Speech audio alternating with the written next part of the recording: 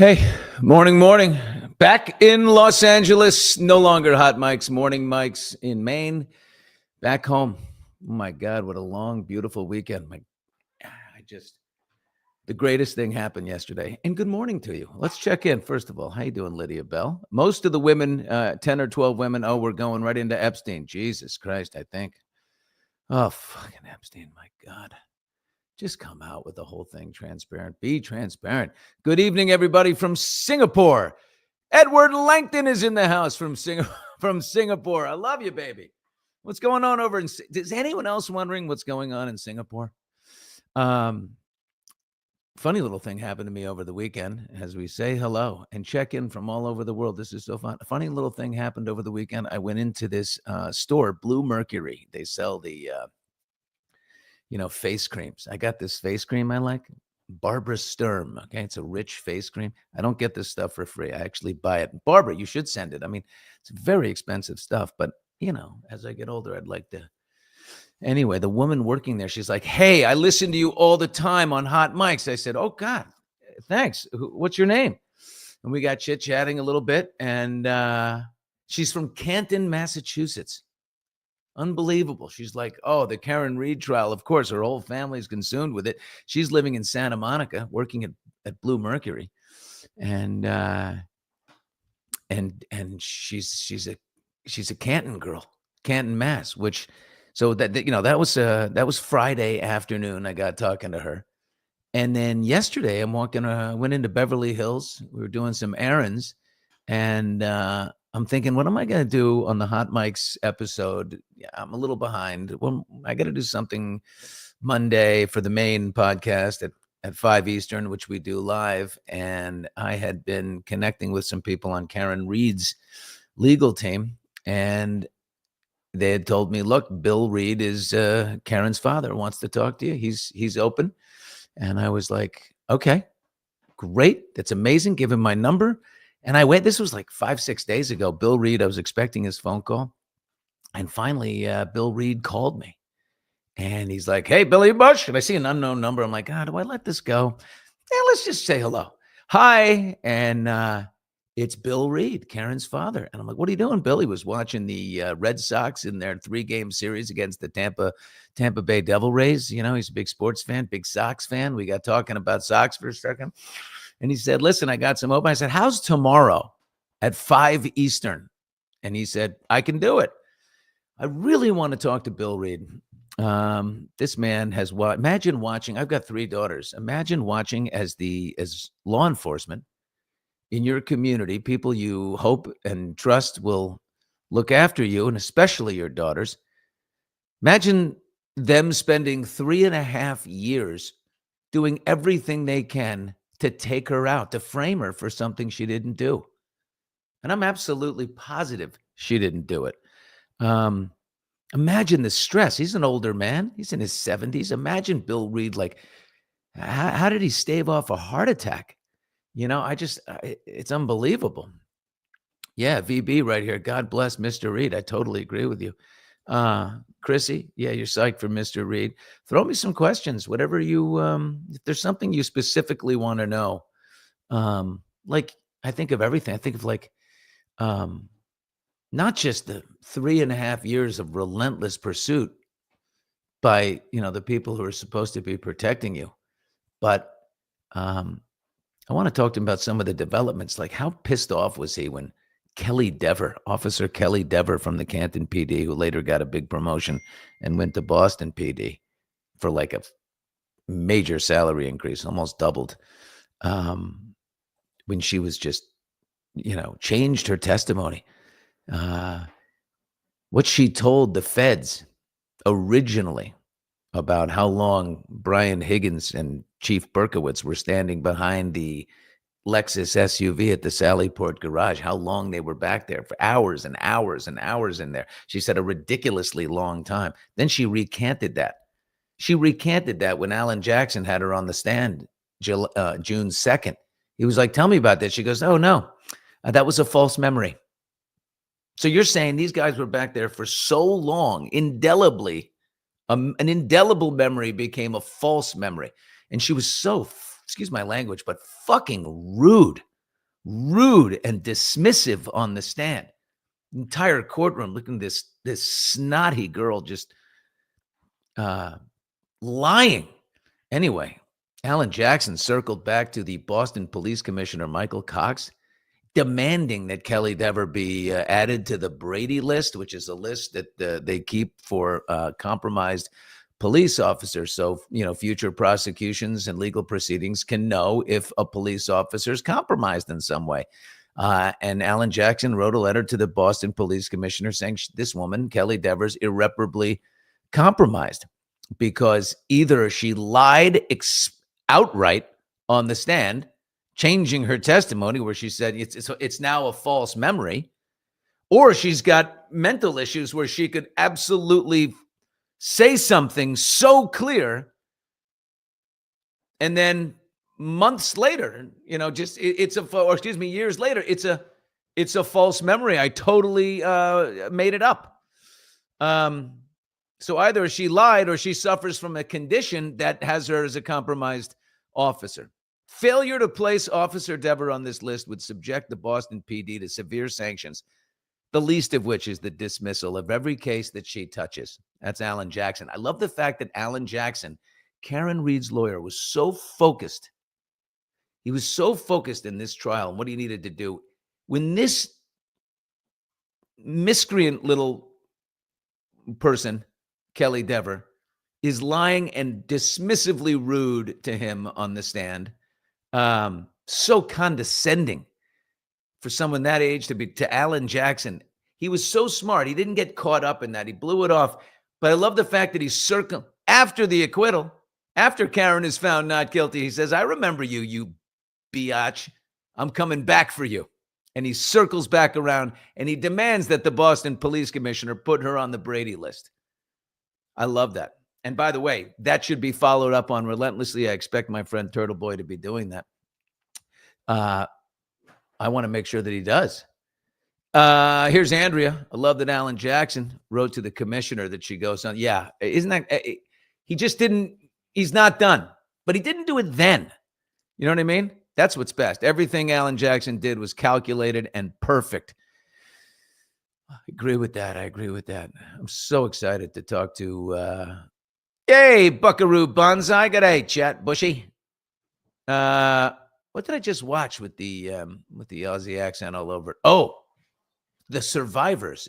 I'm so addicted to television. I'm watching foreign series now. I watched that Danish series. I don't even remember what it's called. And then I just watched The Survivors, big Australian show. Takes place in something called Evelyn Bay, Australia, a murder mystery. And I just watched that in 2 days. Oh my God, I'm so addicted. I've started Lena Dunham's show now called Too Much. Very funny. God, she is funny. I will say that. Let's see. Even though the commissioner denies talking to her. Oh, yeah. That's right. Kelly Dever said, the commissioner supported me. I talked to him and he supported me and said, we've got your back. And then the commissioner was asked about Kelly Dever. He goes, I don't know who that is. We never talked. Reasonable AF. Hit the like button, please. Okay. Well, I don't know if I can hit that, but I think others can. Yeah, there was just no need for her to be nasty. She was so nasty. What do you want to ask? I think I'm going to focus with Bill Reed later today on just the father's perspective. I think that's look at that, man. I'll just put this up on the picture for a second. There's a picture of Bill Reed and Karen. Oh my God, that poor thing. Having her dad there though, Jesus, what a rock, what a beautiful guy.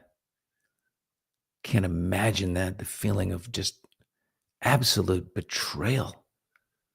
Your whole community, these cops. Oh, that picture really moves me, man. He's a cute old guy too. He was just talking about he's just talking about the Red Sox. He's back to his life. Yeah. Father's pain. There it is. Let's check it in here. Oh, look at this. Huntsville, Alabama in the show. My favorite morning show. Oh my God. Yeah, we're just building it. There's Stacy. Hi from Australia. Oh, that show, the must have been a big hit over there, The Survivors. Huh, Stace? I think it's on Netflix. I thought it was really good. There's Terry Silva right there checking in from Boston. What's up, Terry? Boston, man. Boston. What a great town, especially in the summer. Hey, man. It's always love the show. Billy, glad the homestead is working. Jake. Oh my God, Jake helped us launch this thing. God bless you, buddy. What a great dude. We love Jake. Yeah, I read 16. Not all have been identified. Plus, they're playing for lawyers. It's crazy and a huge free speech issue. Yeah. So anyway, if you have any questions for Bill Reed, make sure you get them to me. I really want to. Good morning, Fort Lauderdale. No car. We got sun, but rain is coming. Joy with a beautiful little weather report from Florida. Love that. So I tried watching the Love Island finale. I get FOMO. I'm like, what? Everybody's watching this Love Island thing. It's hard to start at episode 35 or whatever it is, and it's the 2-hour finale last night. I turned it on, and I have to say, I know I'm late, but it was disgusting. I mean, the gross, the kissing. All I can see is disease. Close your just kissing is it's an art, okay? And here's the thing: I've had a theory about kissing. Kissing's fantastic, by the way. I have no problems. If you're a single person and you're out there, this is like, you should kiss everybody you can. But this gross, like you're making out with somebody, then there's kissing challenges. You move right to the next person, you slobber all over them. It's so I cannot. All I think is like someone had topical herpes. It's just everywhere. I'm sure they, test these people for STDs before they go in there.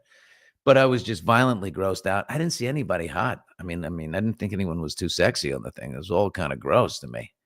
But I couldn't get, and by the way, Love Island, I'd like to see this done with really, sort of high-end rich people and call it, Fisher's Island or Block Island or, Star Island.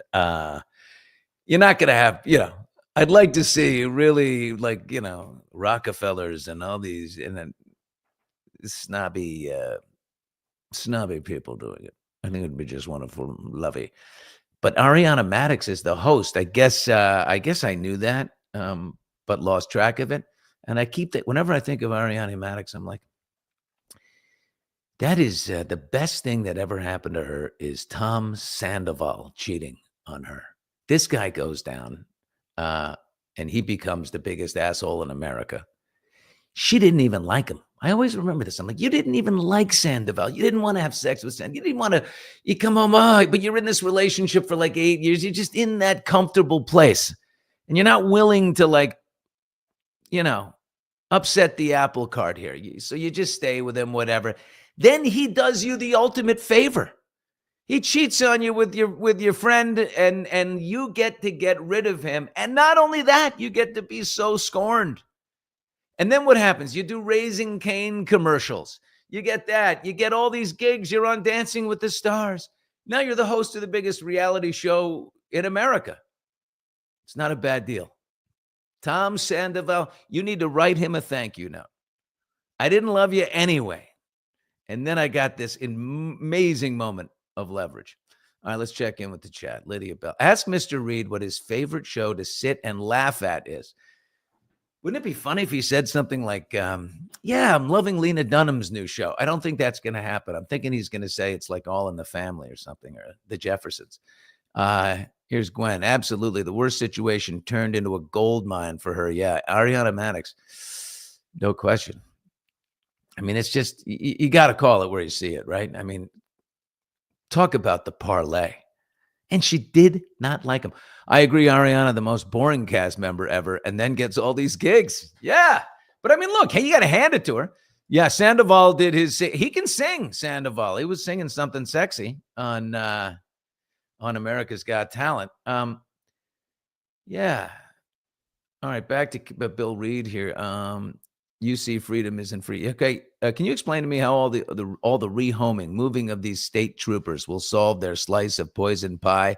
They say this is disciplinary, yet they lose rank, money, no HR classes. Yeah, I don't even know why they do it. Why would the Boston PD or Massachusetts State Police be rehoming any of these officers to get them out of the lead? They don't seem to care. They didn't punish any of these officers, so who gives a shit? Like, yeah.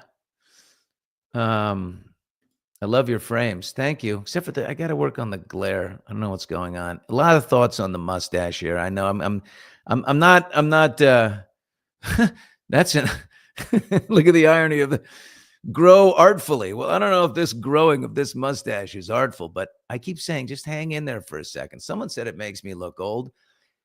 I heard there was a little tip. If you took some women's mascara and you darken it a little bit, it gives it a little more, it doesn't just look dirty. Uh, anyway, what are your thoughts on Lively sending Google a subpoena for content creators' info? Yeah, somebody told me I was in that. Somebody told me I was in a legal filing that Blake put in there when I commented on the fact that she had requested that the deposition, which is scheduled for this Thursday, Blake Lively's in New York. They don't know the location. Brian Friedman, in a bit of performance art, said he'd like to depose Blake Lively at Madison Square Garden. He wasn't real about that, but he did say he basically wants to put her up on the stand in front of as many eyeballs as possible, make it a spectacle. I think they're so ready for this deposition. But anyway, when she said, I need extra time and tried to delay it, and they alluded to the fact that she needed to go through 50,000 hours of footage from the set, I just went off and said, excuse me, you were there. I mean, what? You don't need to go through 50,000 hours looking for possible places of sexual harassment. You were there. Those moments that you were sexually harassed should be indelibly imprinted on your soul, woman.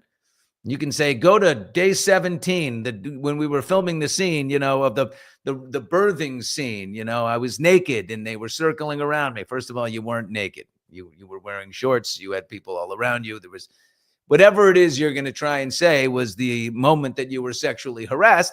It'll be easy to find. We don't have to go through 50,000 hours. Of course, that doesn't exist. Maybe there's 250 hours total, but we'll just go to that day and go through that footage. So Lively is going to be deposed this Thursday in New York. She has expressed as another reason, she was trying to, was expressing security concerns. She wants advanced ID for all attendees. What are you, the president? You need an advanced team and Secret Service. You're the president of the United States here all of a sudden. Yeah, I was listening. There's this woman on Instagram, Elsrich. Elsrich. I don't know what her name is. I think she just keeps her real name out of it. She just wants to be a Instagram person. I DM'd her to try to get her to join me because I find her content to be hysterical. The way she goes through this stuff. She's like maybe of Caribbean descent or something. She's got this amazing accent, and she just lifts the veil and rips Blake. But I'm not into the piling on thing. I want to make sure that it's clear. I'm not interested in beating up on Blake Lively for the sake of anything other than the fact that it just feels like an underlying injustice, similar to Karen Reed, that and to take out this guy. And I always say this about Baldoni. He's not my guy. Like, I don't know that Baldoni and I would play golf together and hang out. Jamie Heath, his partner, I have played golf with. And he's outstanding guy. But Baldoni, he's not really my type of guy, but I just can't stand the fact that you're obviously rolling him. Here's Tanya checking in the chat. Blake Lively is unhinged. Crazy. She's leaving a path of destruction. She's the definition of a narcissist. She seems to be abusing her power and of the legal system. I love Elsrich. Yeah. Oh, you guys got to check out at Elsrich. And she spelled it exactly right. The woman's hysterical. But yeah, you can feel the fleecing of this poor fool. And it's just so unbelievably wrong. Blake Lively must be stunned that this is happening right now, that we are in the place that we are. She thought this would be one and done. Bang, let me take this guy down. He'll roll like a little pussy. He's done. We got him. And no. Elsie. Oh, yeah. Els Rich. Yeah, she is awesome. Message her again. She will collab with you. All right. Now she'll hear about this. Drop into her DMs and say the Bushy loves you. Bushy, you live adjacent to Blake's world. Is she and Ryan just totally deluded to the Hollywood fame monster? Well, there is listen, I mean, I think about this. Like, think of the power that Ryan Reynolds has. And if you just Google it, you look at his agents who represents him at William Morris, you will see that is an enormously powerful lineup. And when you're a top earner in this town, it's all money. In any town, in any business, it's money. You get the stroke. You get the love. And you get bullshit. You get people covering for you and doing your bidding even when you're insane. And that's, there's no question about that. When they come and if Ryan Reynolds comes to, the agency and those who run it and say, this guy's got to go. It's either me or him. Well, look at the receipts. I mean, who's ringing the register? I mean, okay. If that's your insistence, then you got to go. Blake didn't expect Justin or Wayfair to have a billionaire backer. Yeah, that's right. That's right. Lydia Bell right here with the best point. Yeah, Steve Sarowitz. Let's not forget the impact of Steve Sarowitz. Speaking of Steve. Steve? Did you just take off during the live chat here? Are you going to roll up some stuff for me? Let's. Steve, where did you go? Are you in the bathroom, Steve? Oh, you're in the kitchen. Okay. I thought you took off on me. I'm like, there he is. Okay. Steve's back, everybody. There's Steve. He's from Lynn, City of Sin, Lynn, Massachusetts. Trying to get out, but you couldn't get in or whatever. I don't remember exactly. Anyway, let's see what's going on here. Andrea, she had him sign a paper saying anything negative towards her was harassment. Oh my God. Redondo Beach in the house. Look at this. Steve, does that mean this person just paid me? $9.99. See that? We're always under $10 around here. Very big discount. Okay, Blake is full of it. My husband tried to inhale me. I can tell you that. Inhale me? What did your husband do? He tried to inhale you? What a kinky man. I can tell you the day, week, month, down to the second and exactly what happened. I don't get how her lawyers can do this ethically. Yeah. Hit me again on that word, inalihimi. I don't know what that was, but yeah, unalive. That's the new word now. Unalive. Okay, so good day, Steve. Your buddy Buckaroo Banzai here is I think you got it. Steve might have a fan here. Steve might have a fan. Lion Ryan is losing his power. Yeah, so he won't be in the deposition. I thought he'd be standing by her side. He's not going to be there at all, which is good. So what do you think of, let's see, what do you think about Ezra Hudson? That's one of Blake's lawyers, having someone at her office tell the creators they were not subpoenaed by Ezra. By the way, I think this whole subpoena thing, you've heard about this. There are, content creators that are getting subpoenaed by Blake Lively's team, or maybe I think it's possible that, I think some are getting subpoenaed for sure, but then there's like some fake shit that is going into people's. I had to check last night. I checked my junk file to see if, maybe something had gone in there. It hasn't. I've not been subpoenaed. And if they do, have at it. I can defend myself, and I have nothing to hide. I'm not involved in this shit. But absolutely, the whole content creator thing is interesting. But Blake is working with, the fact that what's the point of subpoenaing, content creators? It's just going to turn around and Brian Friedman's going to subpoena you and maybe mainstream outlets you're working with, if you're feeding stuff to the Daily Mail or to TMZ or something like that, we'll find out. I mean, right? Friedman will know. He'll check your publicist and see what you're doing. So it's all kind of, it seems performative to me. She had him sign a paper saying anything negative towards her was harassment. She's nuts. Ryan saying Justin is a predator is also unhinged. It's amazing, though. Ryan saying Justin is a sexual predator is covered. He's protected because he was only quoting what Blake said in the original CRD complaint. That started this whole thing December 20th, 2024. Imagine that. Because my wife said this, I can now regurgitate terrible labels like that, and I'm protected because of the CRD complaint. Now everybody wants to file a CRD complaint so that they can say whatever the hell they want. It's going to be the most popular thing going forward. Blake Lively is going to end up like Amber Heard, says Joy. Maybe a Carl's Jr. commercial if she's lucky. Yeah. We haven't seen it. I haven't seen a good Carl's Jr. commercial since, was it Carly McKinney? She did a good job there. Kristen, I messaged Elsie, told her to contact you. Yeah, Elsrich. That's a hell of a content creator right there. Billy looks like he's been drinking chocolate milk. Is that a dig at my little mustache? I think my mustache is pathetic. I think it's terrible. I do. I agree with you. It's a pathetic little mustache. But you know what? I'm not done yet. Give me a chance. Give me a chance. Get this little sucker up there. Thanks. Always a song. I love being loose here. I told you this is one of my favorite things to do.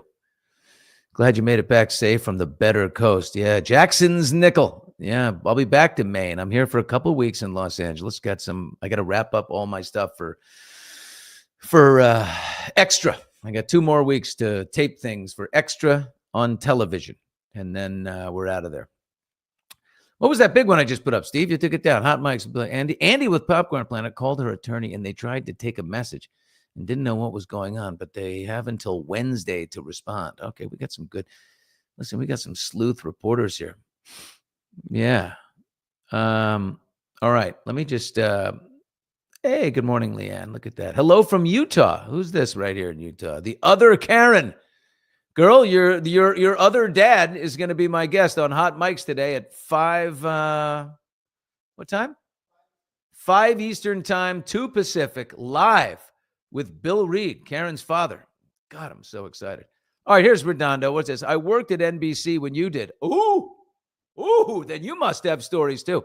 I love watching this old media versus new media. New is winning. You think? How about it's a fucking blowout? Okay. And I know, listen, I don't have no ill feelings towards old media. It was wonderful to me until a certain set of people. But mostly, I'll tell you what, my years at Access Hollywood were great. Steve, I met Steve there.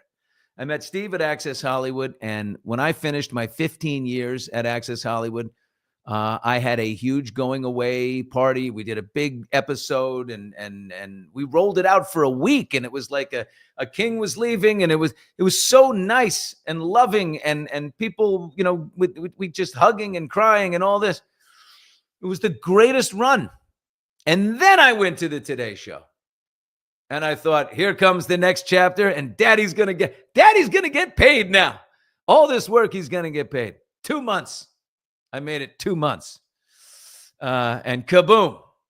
All right, here we go. Billy, my girlfriend ran into a certain somebody up in the Forks of Maine. Is that me?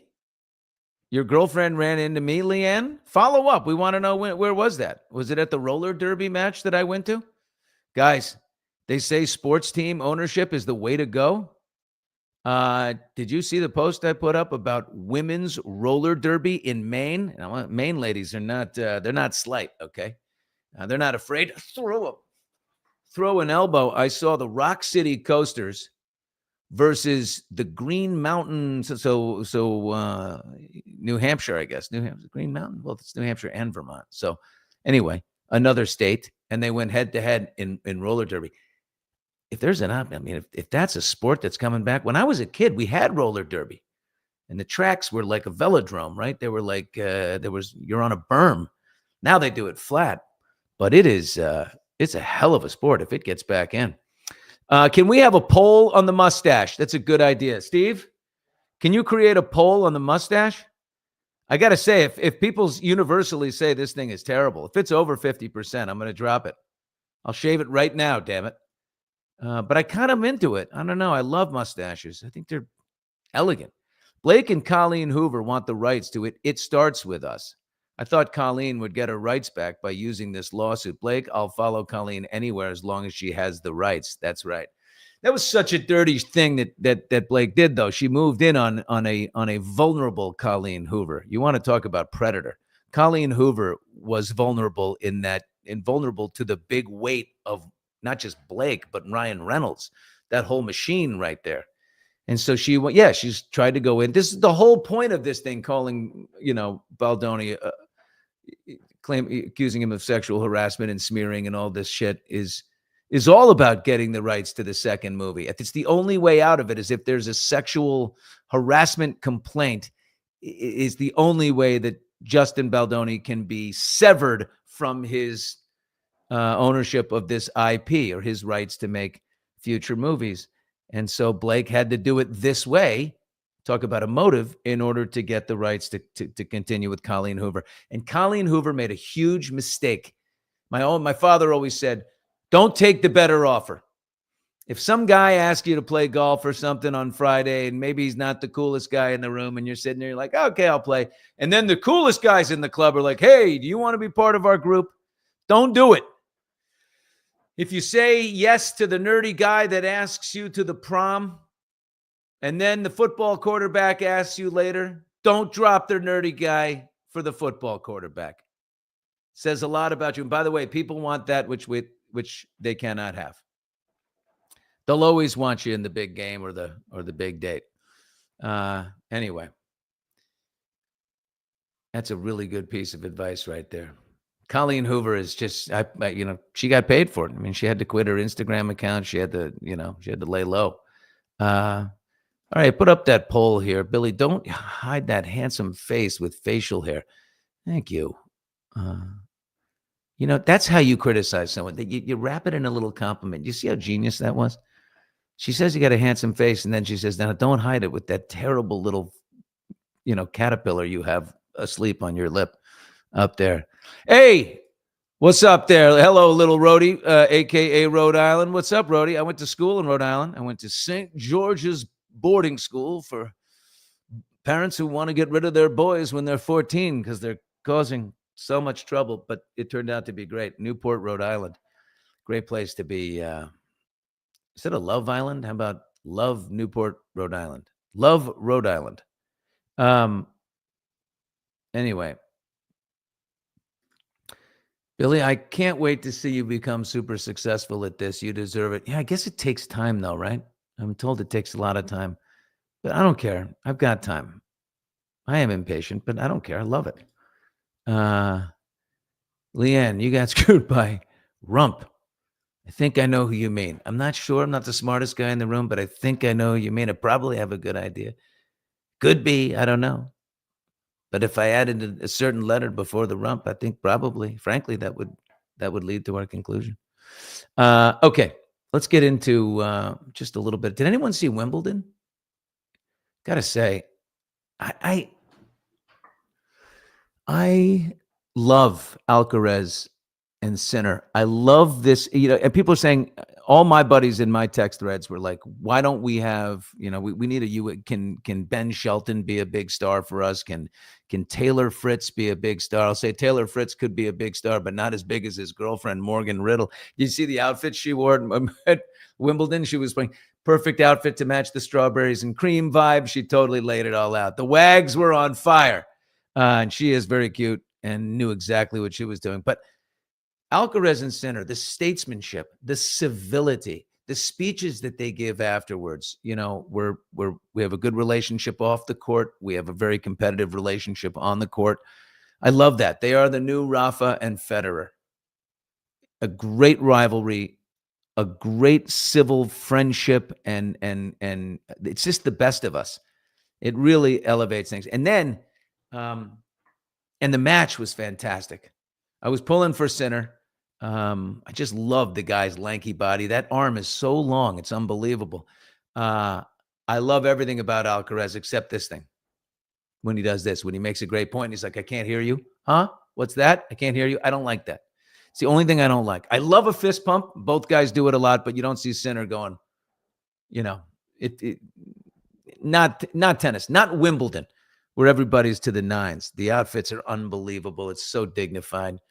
I like that Chris Fowler, who's a terrific play-by-play tennis guy, announcer. I like the fact that he's looking at the royal box, and he's like, "There's Nicole Kidman," and she's sitting next to Anna Wintour, and for one of the few times in Nicole Kidman's life, she's the plus one. Anna Wintour, a Wimbledon fixture, but Matthew McConaughey looking so handsome, and who else was there? Was Keira Knightley was in there with Leighton Hewitt, the ex-tennis player, and some other big stars. Pretty sexy. But the moment that got me was the match the day before, the women's final. Anisimova from the U.S., Jersey girl, versus Swiatek from Poland, Iga Swiatek from Poland. And a blowout. Swiatek crushes her, 6-0, 6-0. Now, I don't know what you know about Amanda Anisimova from Jersey, but, her father died suddenly in 2019. Konstantin Anisimov was her father and her coach, as so often you see, like with the Williams sisters. The father was totally dedicated to her. In May of 2023, she had to leave the game of tennis for mental health reasons. I think she was still just didn't give herself enough time to grieve the sudden death of her father. And just burnout. Here she is. She's a young 21-year-old girl at the time, and she's just playing tennis and tournaments, and you don't even get a chance to grieve your dad. And so her head was in the wrong place. So what did she do? She left. She traveled. She took up art classes. I mean, imagine the pressure on these girls. Simone Biles, you saw what happened to her. The pressure on these girls at that age, right? And but she came back in January of 2024 after 8 months, and she started to kick ass. And she was like 447 in the world or something, like 500 in the world in singles when she returned to the game, and she made it all the way up to 17. I think with that, I think she moved into the top 10, even with that loss there, which was a brutal blowout. But what she said afterwards, like, this poor woman has to come out, take the microphone, and give a speech after getting blown out in front of people in a match that lasted barely over an hour. And she immediately puts the spotlight on her mother, which a very tender personal moment between a daughter and a mother that we all got to sit on. And it was classy and it was beautiful. Roll that, Steve. I want to share that. This morning, I definitely would not be standing here.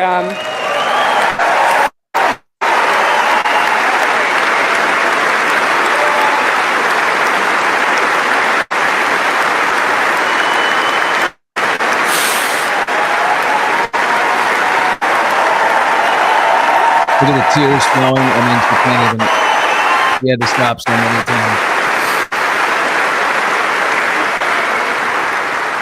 My mom's put in more work than I have, honestly. My mom's put in more work than I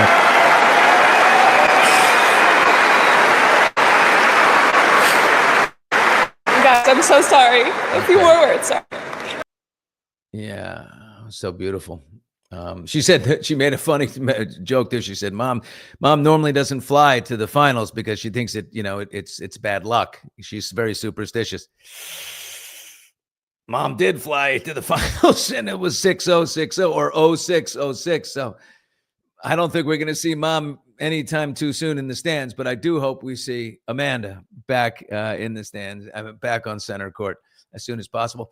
Chris Fowler also mentioned something there that touched me personally. I don't know if you're listening to Hot Mike's back in early May, but very good friends of mine and in our friend community here in Los Angeles, they lost their son, who was a brilliant tennis player for a high school called Loyola High School here in Los Angeles. This kid, Braun Levy, just a handsome, wonderful kid.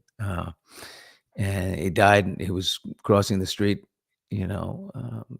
early May, and was hit by a drunk driver, someone who had been arrested for drunk driving in her past before, and ended this kid's life. It's just, what I said at the time was, it's about her. It's about free will and the choices we make and what can happen. God can't control that. But anyway, this amazing boy, and Chris Fowler talked about it and talked about him. And so there's this whole thing here in Los Angeles now. People call it LLB, hashtag LLB, which means live like Braun, because the guy was just, his mom shared this incredible video. He went to go visit his sister at UNC, and he and his best pal somehow talked their way into the locker room. And they came right there with the team in the locker room. They're giving a speech. You can do this, boys. And then they run out. They're in high school. They're seniors in high school. They're just even go to the school yet. And they're running out of the tunnel with the team and the whole thing. The kid was on his way to UVA, where he would have played tennis. He was a four-year varsity tennis player, this kid. Really handsome, charming, great with the ladies, I would assume. I don't know. But anyway, Chris talked about how we all have a short time in this life and we got to make the best of it. One of the reasons why I'm here doing this with you instead of taping extra. Billy is quite handsome. Steve, did you put that up? You didn't have to do that. Well, thank you. All right, Bonsai. We'll let you get in with that one. Steve grabbed him by the mustache. Okay. All right. Can we all laugh at that? I think we can. It's okay. Whatever. Oh, I remember this thing, but NBC didn't even break the story. No. Brian Albert. I heard Brian Albert's moving to Maine. I'm in Maine. Everyone's saying Brian Albert bought a house in Maine. Oh, yeah, buddy? Don't go next to me. Billy, there was a 17-term clause that Blake had Justin sign, and if he says her, why, have Justin on her private jet around her kids. That's right. He flew with her on the private jet, which I'm sure Ryan didn't like. Come visit us in Pemaquid, Maine. All right, reasonable as fuck. Why not? Love these morning shows. Looking forward to hearing the interview with Karen's dad. That's today, 5 Eastern, live on Hot Mics, YouTube. Tune in. Absolutely. So anyway, so many other things I'm thinking about, but I will just say this. Bill Reed is today, and it's going to be an awesome interview. It's two guys with the fathers of daughters, and I want to put myself in his shoes, in his suit. Steve, we're going to cue up those words that Bill shared right after the acquittal. He just grabbed that microphone on the steps of the courthouse, and he just moved everybody. It was incredible. We'll get the poll up on the mustache. It's very possible that we could have this thing shaved off the face by today. It's not going well in the comments. I'm going to say that. VR, no, Billy, you got to get rid of it. That's too bad. Whoa. Keep the stash, Stacy B. Look at Stacy. Look at you, Stacy, with that sexy. But she said keep the stash. A woman that looks like Stacy is telling me to keep the stash. I don't know. You got to fully grow it out first. That's right. Andrea knows what she's talking about here, because how are you going to know, right? Look at Steve. Steve, let's get in on your stash for a second. Yes, definitely. I want to see you. Feedback, Steve. Get rid of yourself right there. Terrible feedback. Save the stash. But Steve, your stash doesn't really pop because you got the facial hair underneath it. I do think you should shave the rest of your face if you really want to make a stash point. Okay. Yeah, it looks like a sort of stash. I'm going to do one move. Okay. Tomorrow morning, I'm going to just give it a little. I'm not going to say that I did it. I'm just going to show up with a little bit of women's mascara, just colored in there a little bit, and see what See what happens. All right. I will see, hopefully, every one of you, if you can, or just watch it later, and make sure you hit subscribe. But on the Hot Mics podcast over at Howie Mandel's studio today, we will be rolling live with Bill Reed, father of Karen Reed, and that will be happening at 5 Eastern, 2 Pacific on Hot Mics. I don't want to go, but I got to shower. I got to get the extra. Got a meeting with a possible new sponsor for Hot Mics, right? Got to talk to them. Got to beg for every nickel at this point. We are building this thing from nada, ground up. So that's why we say thank you, Steve. We love you, Steve. Have a great day. Kick ass. See you tomorrow morning, 7 Pacific, 10 Eastern. I like this time. I like getting up early anyway, going to bed early. And we'll talk. Have a wonderful, wonderful day. Hot Mics, great time. You know it.